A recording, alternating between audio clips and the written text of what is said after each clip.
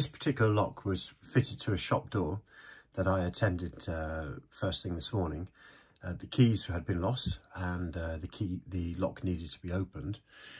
I had a quick peek through the keyhole and immediately saw this cutout in the bottom of the hard plate, and also this sort of matte powder coated red, and it's 5 gauge, which meant beyond a shadow of a doubt that it was going to be the Union 2234E, which is the British Standard version, and the sash mortise lock.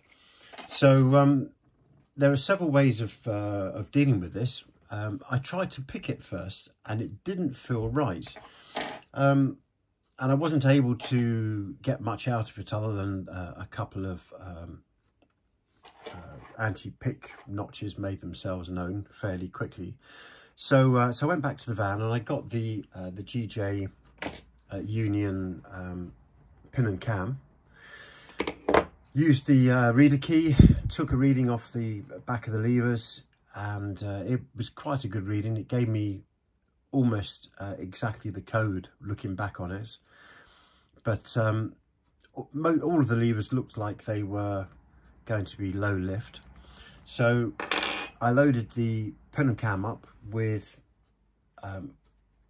all 6 height pins, popped it into this lock, and as you can see, obviously that is not the code, but just by running through those pins a couple of times, I was able to get the lock open in fairly quick order, and just doing that now. So I've gone through once, there we are, second time round. As you can see, I've touched the first pin and that has now yielded. And if I take that out, you'll probably see, well, there we are. The pins are sticking up at the height that the cam has left it at. It looks like a fairly flat bitten lock. What it actually was, inside here, the lock was a 44565, so they were all pretty much low lift. So by loading all 6s in there and being able to lift up 2 pin heights, I was able to get this open in a very quick order.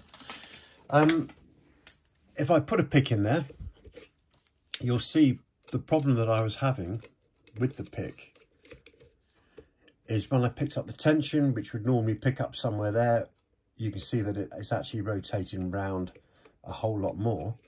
And what that tells you, or what that's telling me, is the actual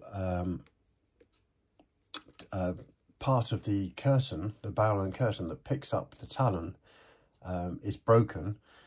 One side of it's broken because the lock's obviously been forced at some stage, and what it's doing is it's tensioning on the back side of the curtain.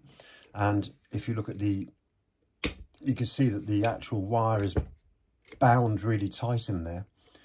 So knowing that they're all low lifts now, it shouldn't be too difficult to pick this. So let's just give it a little bit of a nudge. And it would have been quite helpful if I'd known this on the door this morning.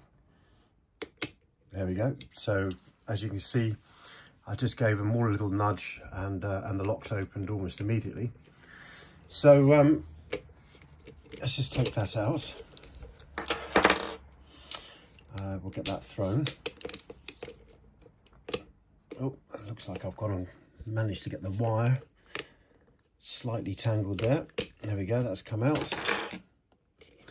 So what I'm going to do is open the lock case on camera so you can see that everything that belongs in there is in there.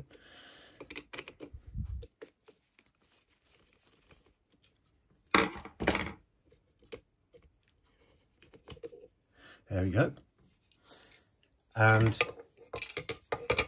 if we just pop this curtain out, sure enough, as you can see, the one side of the bolt thrower is actually missing. It's presumed lost, which means that when that's rotated round and it picks up the talon, it's rotating around just a little bit more than what it would do normally, and making it difficult to pick.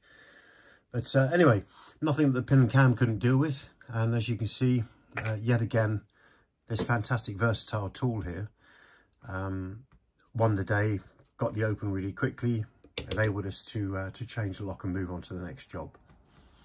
Okay, just thought I'd share that little experience. Hope it helps, and yeah, see you on the next one.